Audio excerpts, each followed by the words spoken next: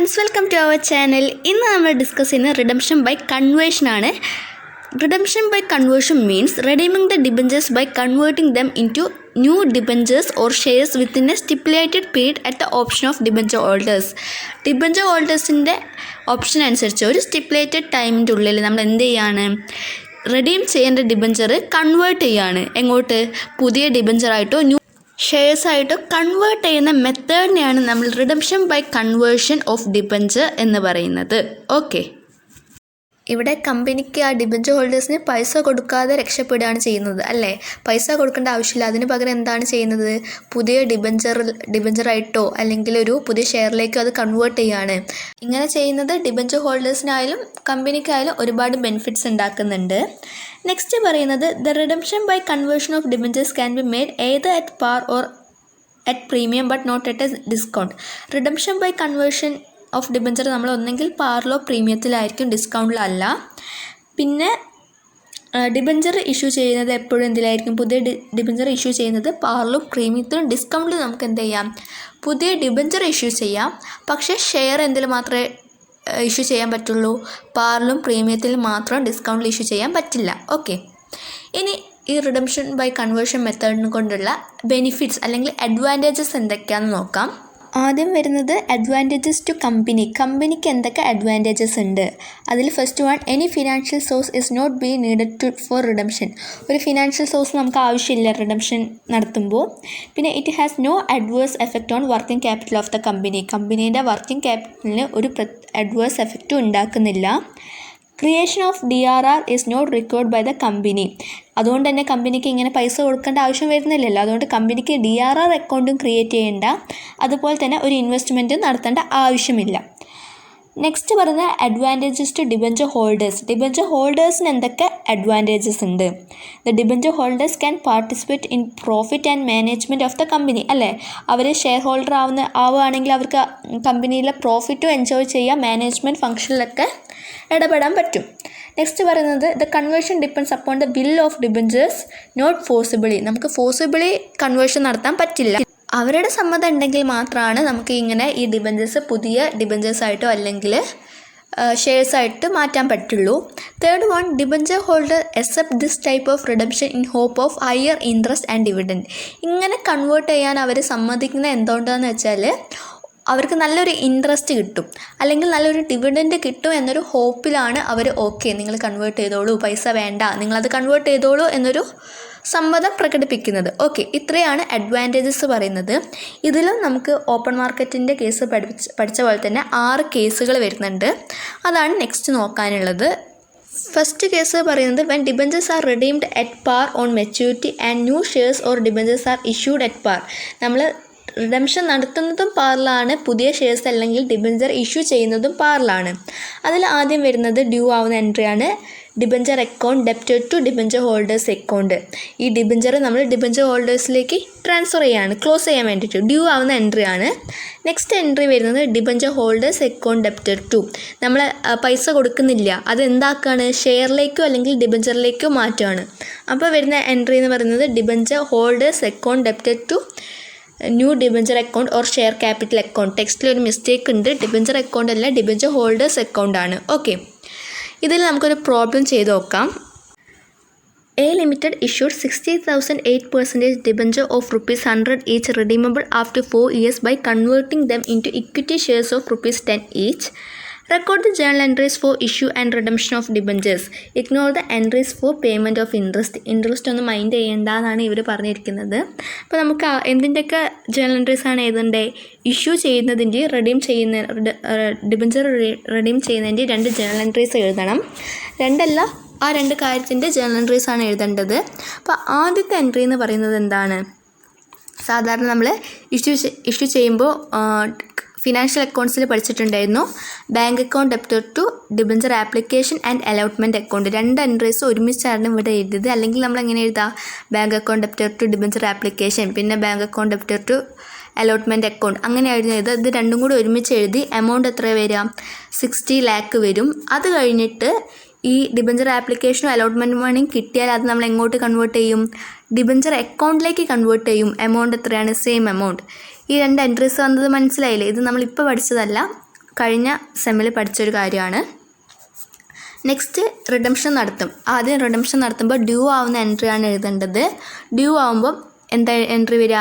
8% debenture account debtor to debenture holders account due ആവുന്ന entry.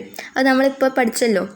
Amount എത്ര വരിക? 60 lakh തന്നെ. അത് കഴിഞ്ഞിട്ട് എന്ത് ചെയ്യുക? റിഡംഷൻ നടത്തുകയാണ്. റിഡംഷൻ നടത്തുമ്പോൾ നമ്മൾ പൈസ കൊടുക്കുന്നില്ല. ടു ബാങ്ക് അല്ല വരിക, എന്താണ്? ടു ഷെയർ ക്യാപിറ്റൽ അക്കൗണ്ടാണ് വരിക. Debenture holders account debtor to share capital account. Amount എത്രയാണ്? 60 lakh. ഓക്കെ.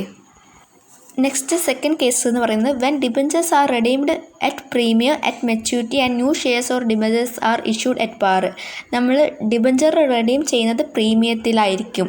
അത് കഴിഞ്ഞിട്ട് പുതിയ ഷെയർസും ഡിബഞ്ചേഴ്സും ഇഷ്യൂ ചെയ്യുന്നത് പാറിലാണ്. ഈ ഒരു കേസിൽ ആദ്യം എഴുതേണ്ട എൻട്രി ഡ്യൂ ആവുന്ന എൻട്രിയാണ്. ഡ്യൂ ആവുന്ന എൻട്രി എന്ന് പറയുന്നത് debenture account debtor premium on redemption of debenture account debtor to debenture holders അക്കൗണ്ടാണ് ഡ്യൂ ആവുന്ന എൻട്രി. അത് കഴിഞ്ഞിട്ട് നമ്മൾ എന്ത് ചെയ്യാണ്? റിഡംഷൻ നടക്കുക. എമൗണ്ട് കൊടുക്കുകയാണ്. എമൗണ്ട് കൊടുക്കുന്നുണ്ടോ? ഇല്ല. എങ്ങനെയാണ് ചെയ്യുന്നത്? അത് പുതിയ കൺവേർട്ട് ചെയ്യാണ് അല്ലേ? പുതിയ ഷെയർസായിട്ടോ പുതിയ ഡിബഞ്ചറായിട്ടോ കൺവേർട്ട് ചെയ്യുകയാണ്. അതായത് റിഡംഷൻ നടത്തുകയാണ്. അപ്പോൾ എന്താ എൻട്രി വരിക?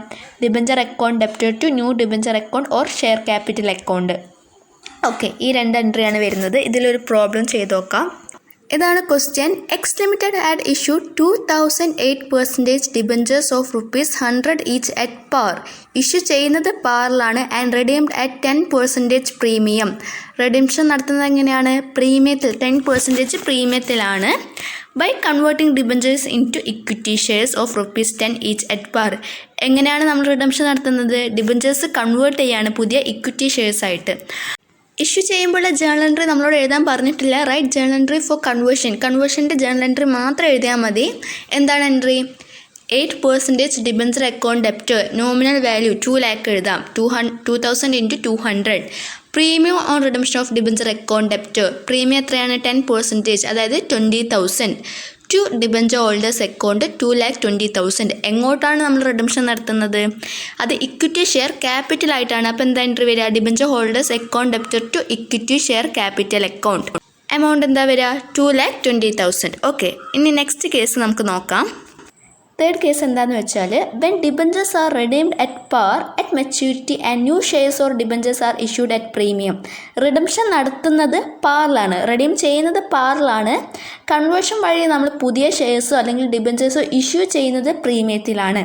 ഈ ഒരു കേസിൽ ജേണൽ എൻട്രി എന്തൊക്കെയാണെന്ന് നോക്കാം.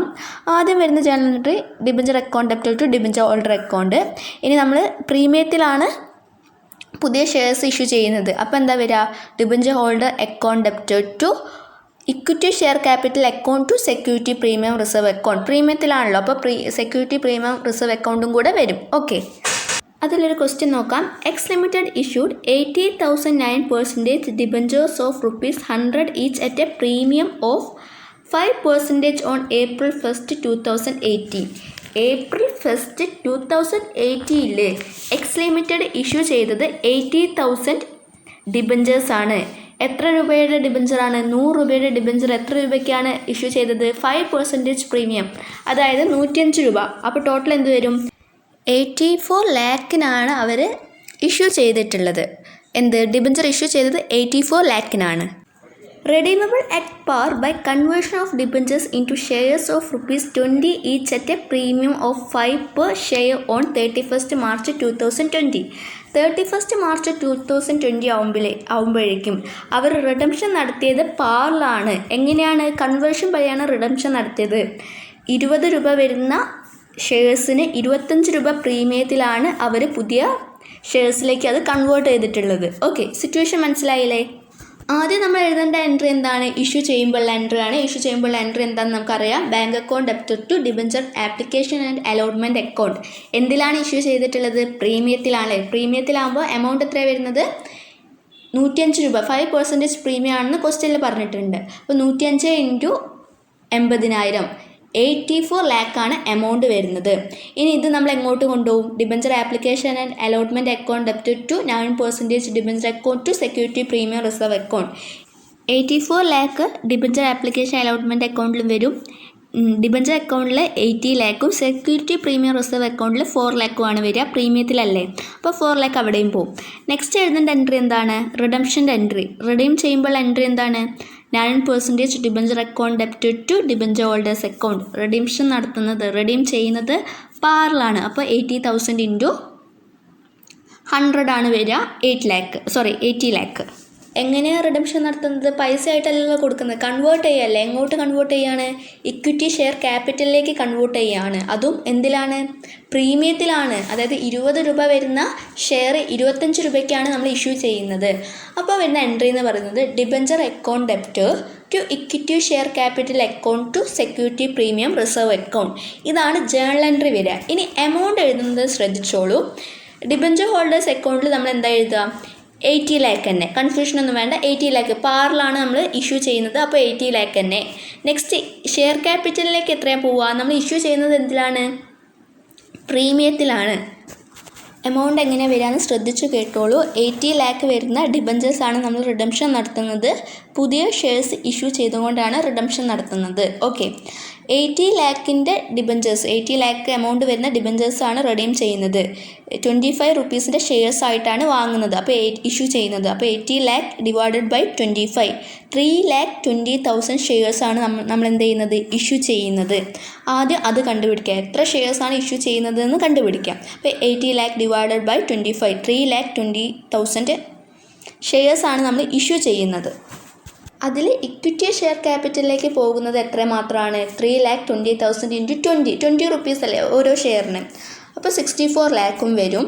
അത് കഴിഞ്ഞിട്ട് പ്രീമിയം ആയിട്ട് എത്രയാണ്? 5 റുപ്പീസാണ്. 3,20,000 ഇൻറ്റു 5 ചെയ്താൽ 60 ലാക്കും വരും.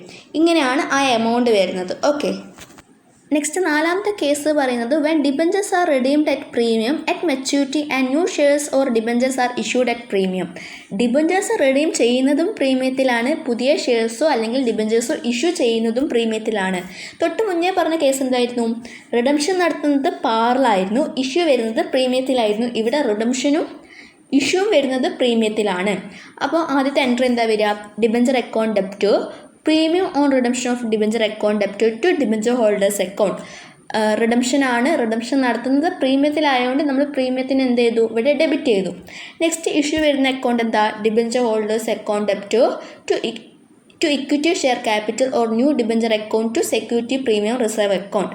ഓക്കെ, ഇതാണ് ഫോർത്ത് കേസ് വരുന്നത്. ഇതിൽ പ്രോബ്ലം വളരെ സിമ്പിളാണ്, നമ്മൾ നേരത്തെ ചെയ്ത പോലെ തന്നെയുള്ളൊരു പ്രോബ്ലമാണ്.